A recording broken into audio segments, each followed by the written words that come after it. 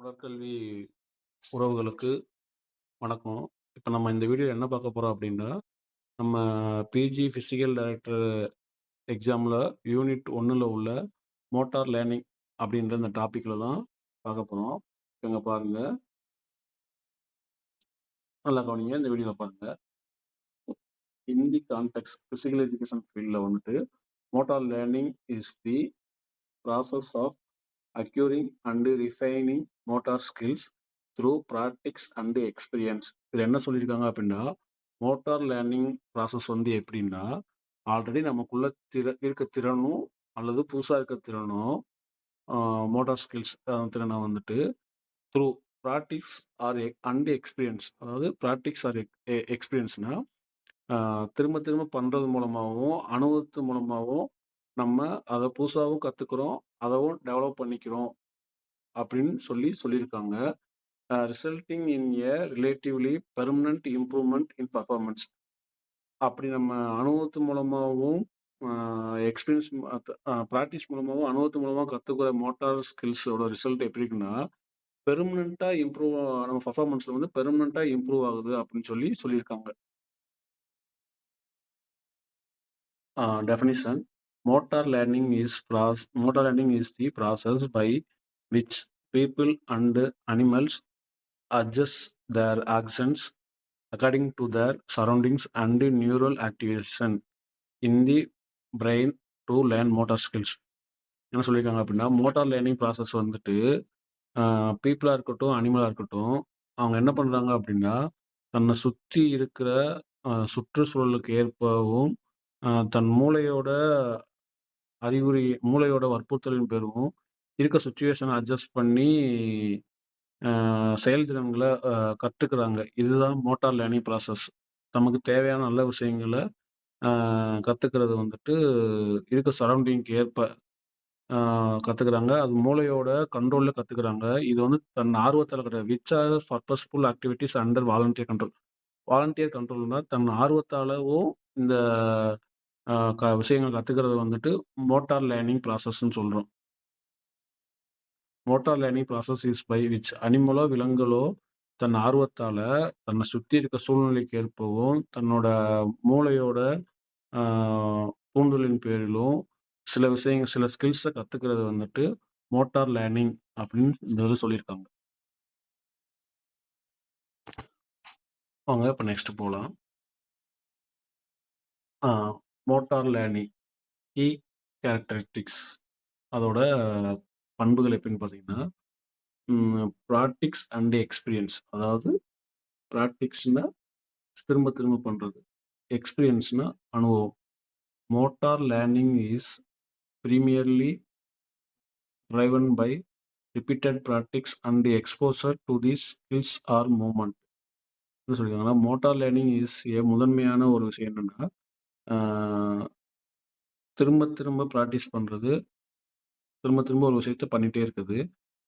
எதுனா skills R movement, ஒரு திறனோ அல்லது ஒரு செயல்பாடுகளோ திரும்ப திரும்ப பண்ணுறதுனால ஒரு விஷயத்தை நம்ம கற்றுக்குறோம் அப்படின்றது வந்துட்டு தான் மோட்டார் லேர்னிங். அதாவது ஒரு விஷயத்தை திரும்ப திரும்ப பண்ணி அதுலேருந்து என்ன கற்றுக்குறோம், அதை எப்படி டெவலப் பண்ணுறோம். ஒரு மூவ்மெண்ட், ஒரு நம்மளுக்கு வந்து ஃபிசிக்கல் எஜுகேஷன் ஃபீல்ட்னால மூவ்மெண்ட்டு ஒரு ஸ்கில்லு. இதை வந்து திரும்ப திரும்ப ரிப்பீட்டடாக பண்ணி ப்ராக்டிஸ் பண்ணி கற்றுக்கிற ஒரு விஷயத்தை தான் மோட்டார் லேர்னிங் சொல்லியிருக்காங்க. இது புரிஞ்சுக்கணும்னு நினைக்கிறேன் ஃப்ரெண்ட்ஸ். வாங்க நெக்ஸ்ட் போகலாம். மோட்டார் லேர்னிங் அதில் என்னென்ன மாதிரி சேஞ்சஸ் இருக்குன்னு சொல்லி பார்க்கலாம். பெர்மனன்ட் சேஞ்சஸ், ஒன்று வந்துட்டு நியூராலஜிக்கல் சேஞ்சஸ், இன்னொன்று வந்து பெர்மனன்ட் சேஞ்சஸ். பெர்மனன்ட் சேஞ்சஸ்னால் நம்ம என்னென்னு பார்க்கலாம். த இம்ப்ரூவ்மெண்ட்ஸ் இன் பர்ஃபார்மன்ஸ், அதாவது பர்ஃபார்மன்ஸில் improvement are relatively permanent meaning they persisted even after a period of rest or reduce practice. நம்ம ப்ராக்டிஸே பண்ணாமல் இருந்தாலும், ரெஸ்ட்டில் இருந்தாலும், நம்ம ப்ராக்டிஸோட அளவை குறைச்சிக்கிட்டாலும் நம்மளோட இம்ப்ரூவ்மெண்ட்டான பர்ஃபார்மன்ஸ் வந்துட்டு சேஞ்ச் ஆகாமல் பெர்மனண்ட்டாக இருக்கிறது தான் பெர்மனன்ட் சேஞ்சஸ். ஓகே, ஒரு ஒரு ஸ்கில்லை நம்ம கற்றுக்கிட்டோம், அதை ப்ராக்டிஸ் பண்ணிட்டோம், பர்ஃபார்மும் பண்ண ஆரம்பிச்சிட்டோம். அப்போ நம்ம ப்ராக்டிஸோட அளவு குறைச்சிக்கிட்டாலும், நம்ம ரெஸ்ட்டில் இருந்தாலும் நம்மளோட சேஞ்ச் ஆன ஒரு விஷயம் வந்துட்டு உடனே வந்து டவுன் ஆகாது. பெர்மனன்ட்டா சேஞ்ச் ஆயிருக்கும். பெர்ஃபார்மன்ஸும் பண்ணுவோம். அதான் இங்க பெர்மனன்ட் சேஞ்சஸ் சொல்லியிருக்காங்க. அடுத்து வந்து பார்க்கலாம். Neurological changes. நியூராலஜிக்கல்ஸ்னாலேவும் நம்மளுக்கு நரம்பு மண்டலம். அதில எப்படி சேஞ்ச் ஆகுதுன்னு பார்க்கலாம். Motor learning involve involves changes in the nervous system. இங்க பாருங்க நர்வஸ் சிஸ்டம்னாலேயும் நம்ம நரம்பு மண்டலம்.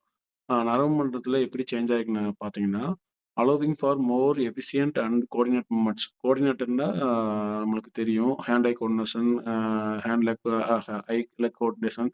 நம்ம கோஆர்டினேஷன் மூவ்மெண்ட் பத்தி படிச்சிருப்போம். அதாவது ஒருங்கிணைந்த மூவ்மெண்ட். நம்ம என்ன நினைக்கிறோமோ, நம்ம கை, கால் பண்றது அந்த மாரி கோஆர்டினேட்டான மூவ்மெண்ட்ல வந்துட்டு மோர் எஃபிசியன்ட் அதாவது இருக்க திறனை விட அதிகமான சேஞ்சஸ குடுக்குது மோட்டார் லேர்னிங். அதாவது பிராக்டிஸ் மூலமா கத்துக்க ஒரு விஷயம் வந்துட்டு, நம்ம சில விஷயங்கள மசில் மசில் மெமரி பண்ணிப்போம். ஆக்சுவலா நம்ம ஒரு பால் கவனிக்காம இருந்தாலும், பால் வந்தா கூட சடனா கேட்ச் பண்ண போவோம். அந்த மாரி விஷயங்கள்லாம் பண்ணும்போது வந்துட்டு, அது நியூராலஜிக்கலாவே நம்ம பிரெயின் வந்துட்டு அப்சர்வ் பண்ணி வச்சிருக்கோம். அந்த மாரி சேஞ்சஸ்லாம் மோட்டார் லேர்னிங் மூலமா அ கிடைக்குதுன்னு சொல்லியிருக்காங்க. இது புரிஞ்சிருக்கும்னு நெனைக்கிறேன். வாங்க அடுத்த ஸ்லைட் போலாம். Motor learning skill acquisition. It encompasses the acquisition of both simple and complex motor skill. அதாவது ஈஸியா இருக்க கூடிய ஸ்கில்லும், கஷ்டமா இருக்க ஸ்கில்லும் உள்ளடக்கியது தான் இந்த motor learning. From basic movement to advance technique. அதாவது பேசிக்லேருந்து நம்ம அட்வான்ஸ் வரையும் கத்துக்கிறது தான் மோட்டார் லேர்னிங். இது உங்களுக்கு புரிஞ்சிருக்கும்னு நினைக்கிறேன். வாங்க நெக்ஸ்ட் ஸ்லைட் போலாம். Example in physical education. அதாவது மோட்டார் லேர்னிங் கூட சம் எக்ஸாம்பிள்ஸ் இங்க குடுத்துருக்கேன் பாருங்க. Learning to throw a ball with accuracy. Ball அக்யூரன்சியா த்ரோ பண்றது வந்துட்டு எடுத்தோனே த்ரோ பண்ண முடியாது. திரும்ப திரும்ப பிராக்டிஸ் பண்ணா தான் அந்த ஸ்கில்ல டெவலப் பண்ண முடியும். அதாவது நம்ம ஒரு விஷயத்த கத்துக்கிட்டு அத கரெக்ட்டா பண்றோம். அதாவது மோட்டார் லேர்னிங். அந்த த்ரோ பண்றது வந்துட்டு ஒரு மோட்டார் ஸ்கில்லு. அத திரும்ப திரும்ப ரிப்பீட்டடா பண்ணி அக்யூரன்சியா த்ரோ பண்றது தான் ஆ லேர்ன் பண்றது தான் motor learning.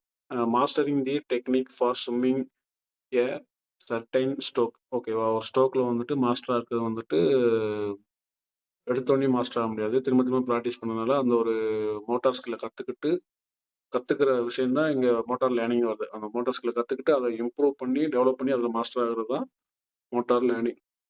Improving coordination and balancing in gymnastic. ஜிம்னாஸ்டிக்னாலே கோஆர்டினேஷன், பேலன்ஸ் ரொம்ப முக்கியம். அத வந்துட்டு எடுத்த உடனே பண்ணிட முடியாது.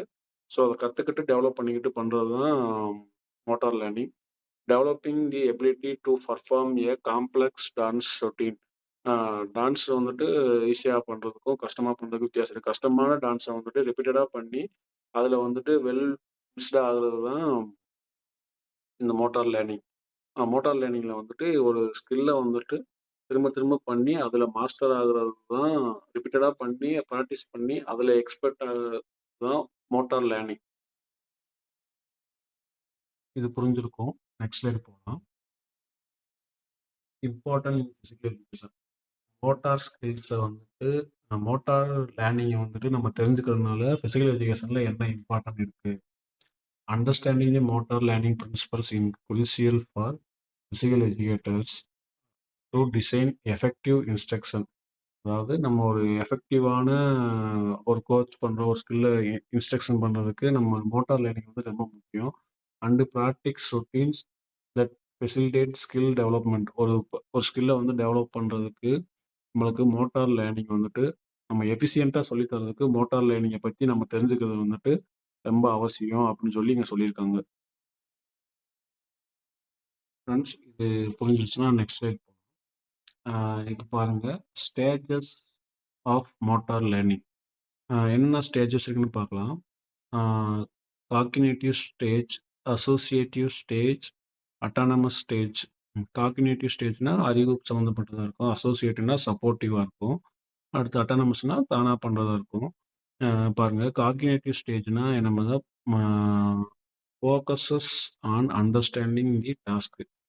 அதாவது ஒரு விஷயத்த வந்துட்டு உற்று நோக்குதல் மற்றும் அத புரிஞ்சுக்கிறதுல அண்ட் டெவலப்பிங் அந்த விஷயத்த எப்படி டெவலப் பண்றது? அதாவது பேசிக் ஸ்ட்ராட்டஜி. பேசிக்கா ஒரு விஷயத்த வந்துட்டு ஆ பார்த்து அத புரிஞ்சுக்கிறதும், அத டெவலப் பண்றத பார்த்து தான் காக்னிட்டிவ் ஸ்டேஜ் அதாவது பிகினிங் ஸ்டேஜ்ல இருக்கிறது. அசோசியேட்டிவ் ஸ்டேஜ் அதாவது அசோசியேட்டிவ்ஸ்னா சப்போர்ட்டிவா இருக்கிறது. நமக்கு சப்போர்ட்டா இருக்குது. ஆ involve, refine the movement and developing the consistency. அதாவது அது எதுல இன்வால்வ் அசோசியேட்டிவ் ஸ்டேஜ்ல வந்து எப்படி இருக்கும் அப்படின்னா, ஒரு மூவ்மெண்ட்ல வந்துட்டு கரெக்ட்டா பெர்ஃபெக்ட்டா பண்ணணும். ஆ செம்மையா பண்ணணும். கன்சிஸ்டன்சி அதாவது நிலைத்தன்மையா இருக்கணும். அப்படின்னு சொல்லி ஒரு பெர்ஃபெக்ஷனான ஒரு இந்த பையன் இத பண்ணுவான் அப்படின்னு ஒரு நம்பிக்கை வரும் நம்மளுக்கு. அந்த மாரி அது சப்போர்ட்டிவா இருக்கும். அந்த அந்த ஸ்டேஜ் வந்துட்டு அசோசியேட்டிவ் ஸ்டேஜ்னா, சப்போர்ட்டிவான ஸ்டேஜ். அதாவது துணைநிலை ஸ்டேஜ். துணையா இருக்கிறது. அதாவது எதுனான்னா, ஒரு மூவ்மெண்ட்ட வந்துட்டு அ நிலைத்தன்மைப்படுத்தி, அதாவது கன்சிஸ்டன்சினா நிலைத்தன்மை. கன்சிஸ்டன்சினா இப்ப ஒரு விஷயம் பண்றாங்க அப்படின்னா, அத வந்து அவன் கான்ஸ்டன்ட்டா பண்ணுவேன் அப்படின்ற மாரி ஸ்டேஜ் தான் அந்த அசோசியேட்டிவ் ஸ்டேஜ். அடுத்து வந்துட்டு autonomous stage. Characterized by automatic and ஆட்டோமேட்டிக்னா பாருங்க தன்னாட்சி. இது தானாவே பண்ண ஆரம்பிக்கும். Characterized by automatic and efficient performance with minimal conscious thought. அதாவது நம்ம வந்துட்டு கம்மியான கான்ஷியஸ்ல இருந்தா கூட, நம்ம பண்ண வேண்டிய விஷயங்கள கரெக்ட்டா பண்ணிருவோம். அதான் அட்டானமஸ் ஸ்டேஜ். அதான் இந்த ஸ்டேஜ்ல வந்துட்டு இப்ப நம்ம ஆட்டோமேட்டிக்கா ஒரு பால் வருது அப்படின்னா, வாலிபால் விளையாடுறோம். இப்போ பால் வருது அப்படின்னா, இந்த பால் அ ஃபிங்கரிங் தான் போணும், இல்லாட்டி அண்டர் தான் போணும் அப்படின்ட்டு நம்ம டிசைட் பண்ண மாட்டோம். பால் வர இத பொறுத்து நம்ம பண்ணிருவோம். அ சம்டைம்ஸ் நம்ம அறியாமயே பால் மிஸ் ஆயி வந்தா கூட, அ திடீர்னு ஏதாவது ஒரு ஸ்கில் பண்ணி அத பண்ணுவோம். அந்த மாரி கண்டிஷன் அதாவது நம்ம கான்ஷியஸா இல்லன்னா கூட, ஆட்டோமேட்டிக்கா அந்த விஷயத்த பண்ற ஸ்டேஜ் தான் அட்டானமஸ் ஸ்டேஜ். டியர் ஃபிரெண்ட்ஸ், இது புரிஞ்சிருக்கும்னு நெனைக்கிறேன். மோட்டார் லேர்னிங்ல இவ்வளோதான் எனக்கு தெரிஞ்சது. இவ்வளோதான் எடுத்திருக்கேன். ஸோ இன்னும் இருக்கலாம். எனக்கு தெரிஞ்சது மோட்டார் லேர்னிங்ன்ற டாபிக்ல இவ்வளோ விஷயங்கள் இருக்கு. இது உங்களுக்கு புடிச்சிருக்கு அப்டின்னா, என்னோட சேனல சப் சப்ஸ்கிரைப் பண்ணிக்கங்க. பெல் ஐகானையும் கிளிக் பண்ணிக்கங்க. இதே மாரி நான் அடுத்தடுத்து டாபிக்கு ரிலேட்டடா நானு வீடியோ மேக் பண்ணி உங்களுக்கு போஸ்ட் பண்றேன். உங்களுக்கு இது யூஸ்ஃபுல்லா இருக்கும்னு நான் நெனைக்கிறேன். யூஸ் பண்ணிக்கங்க. அ நல்லா படிச்சு நீங்களும் அரசு வேலைக்கு வரணும் அப்டின்றது என்னோட ஆசை. Thank you.